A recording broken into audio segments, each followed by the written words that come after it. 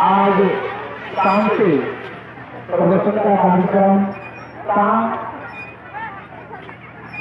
6 बजे से हेलो, जितने भी महिला प्रवचन का कार्यक्रम प्रारंभ हो जाएगा। 6 बजे से लेकर के 9:30 बजे तक प्रवचन का कार्यक्रम चलेगा और 9:30 बजे से रात में रास वृंदावन की सुखद रासलीला का कार्यक्रम प्रारंभ होगा। आज शाम से प्रवचन 6 बजे से लेकर 9:30 बजे तक प्रवचन होगा।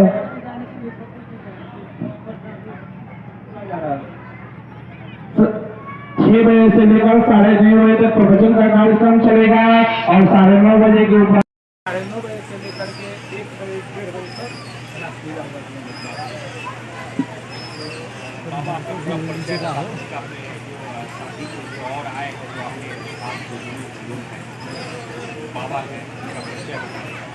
अभी हमारे पास अयोध्या से और अयोध्या से ही चतुर्भुजी मंदिर के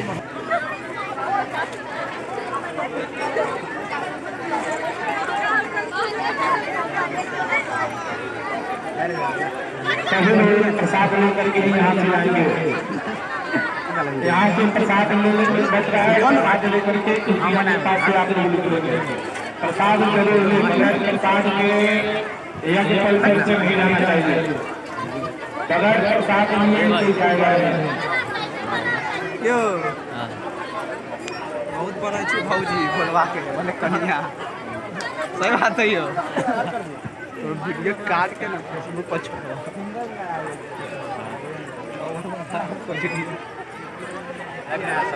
मम्मी के भेजती है एक बार शूटिंग होता है नास हां मुझे आवे के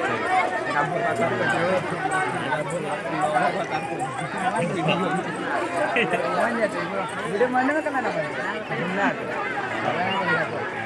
फेसबुक पर काट के खूब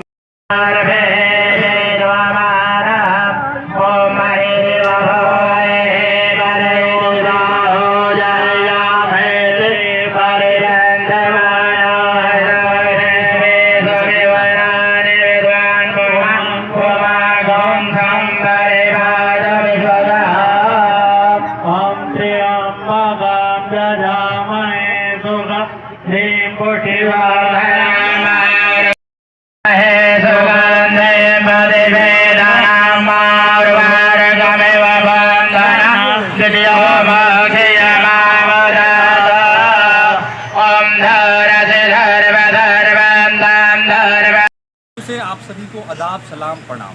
आज हम आए हैं नारायणपुर बुजुर्ग पंचायत के थानेपट्टी मठ के नज़दीक, जहां भव्य आयोजन यज्ञ का किया गया है। विशेष जानकारी हम बाबा से लेंगे।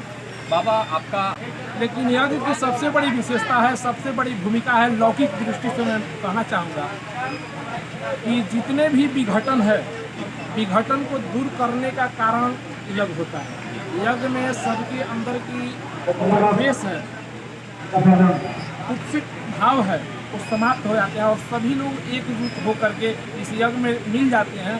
और यज्ञ होने के उपरांत कम से कम, अब तो नहीं कहना चाहिए, जब से इलेक्शन का कार्यक्रम आया तो इलेक्शन में गांव और विभाजन हो जाता है, लेकिन यही यज्ञीय अनुष्ठान जब होता है तो सब लोग एकजुट हो जाते हैं। वर्षों वर्षों का द्वेष भी समाप्त हो जाता है। कहीं ना कहीं यज्ञ एक आस्था के साथ साथ लोगों को जोड़ने का कार्य करता है, जोड़ने का कार्य करता है। और यही नहीं, यज्ञ की पहली विशेषता ये है कि विशेष समाज का संगठन बनता है। और दूसरी बात कि जो व्यक्ति हमारे संस्कृति जो है, सनातन धर्म जो है, हमारा हिंदू समाज जो है अपने थोड़ी संस्कार से विलुप्त होते जाता है, लेकिन इस यज्ञ के माध्यम से सभी लोग हृदय से क्या अंतःकरण से भगवान की भक्ति की आस्था के केंद्र बन जाता है और किसी को कोई ये नहीं कहता है कि तुम भगवान का नाम लो, छोटे से लेकर के बुजुर्ग तक, जिसके भी हृदय में देखिए सबके अंदर भगवान के प्रति आस्था और प्रेम बढ़ते जाता है और पुनः हमारी हिंदू संस्कृति का उत्थान होते जाता है।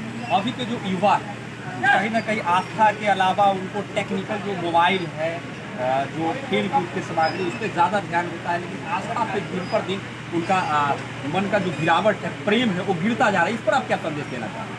हम इस पर यही संदेश देना चाहते हैं कि आस्था के केंद्र की गिरावट होने का मुख्य कारण सबसे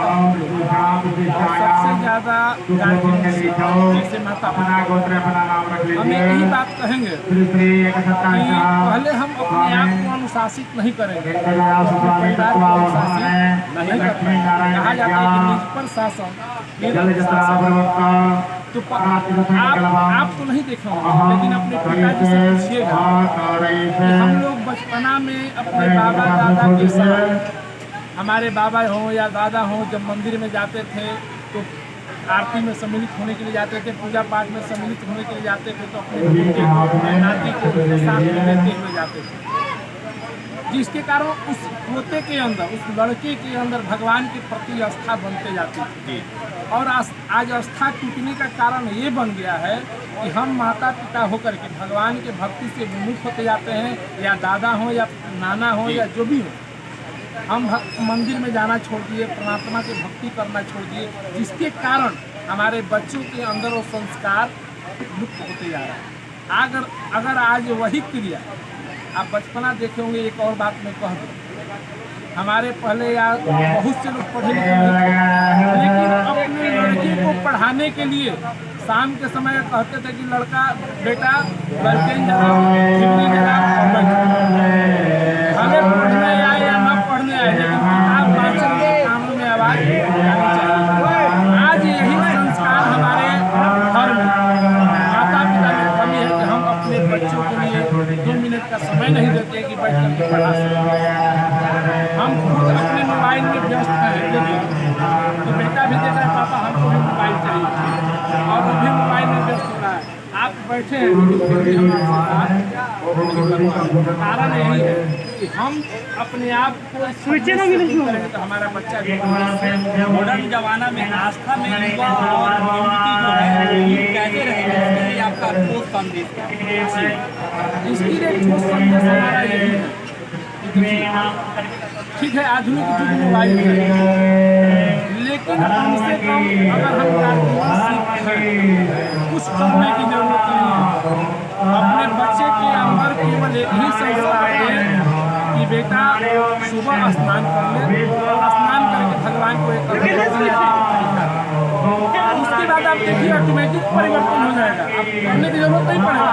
इसके अंदर भगवान की भक्ति अपने आप जगनी पड़ी, जगाने की जरूरत नहीं, लेकिन पहले आप क्रिया करेंगे तब, और क्रिया के बाद ही आपका कार्य अपने आप परिवर्तन होते जाता है। जब हम क्रिया करने के लिए तैयार नहीं होंगे तो कार्य होगा।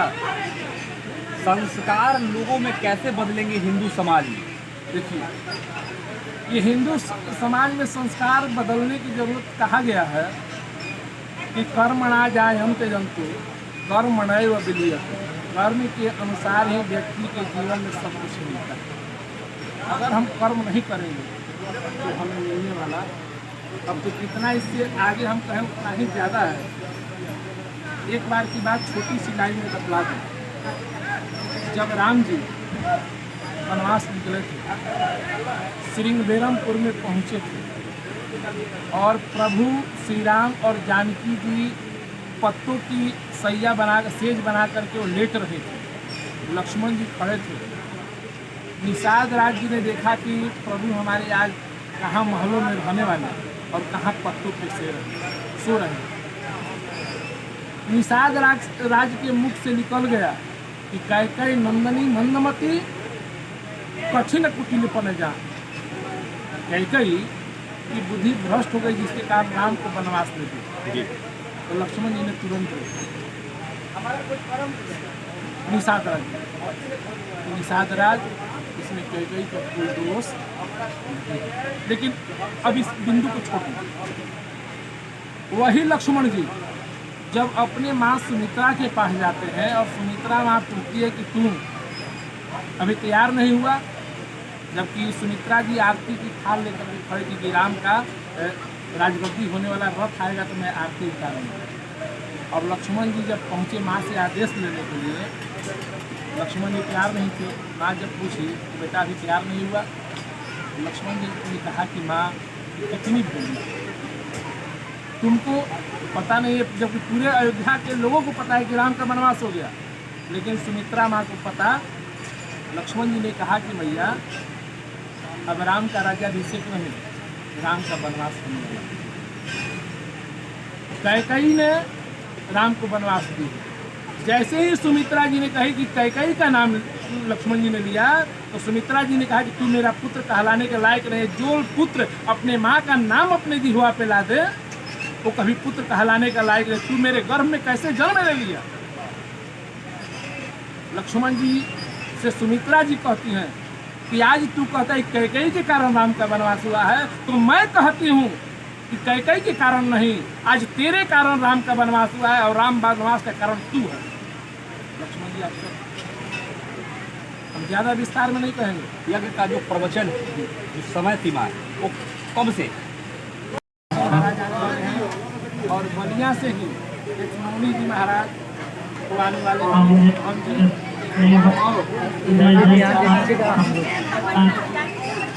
प्रधानमंत्री के साथ लोग अभी आए लोग आए हमारे ध्यान दीजिए।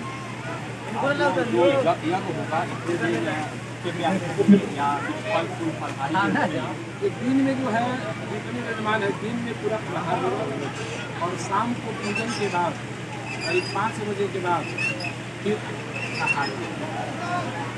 बहुत बहुत धन्यवाद। मैं मिट्ठू, जो आप देख रहे थे यहाँ जो नारायणपुर बुजुर्ग पंचायत के अंदर जो नारायणपुर थाने पट्टी, जहाँ पे विशाल यज्ञ का आयोजन किया गया है, जहाँ पे दूर दूर से महंत लोग आए हैं। वृंदावन से आज नाटकीय कार्यक्रम होगा और आप देखना न भूलेंगे। सुनते रहिए मिट्ठू ठाकुर के साथ, हमारे साथ सहयोगी कैमरामैन अविनाश कुमार। धन्यवाद।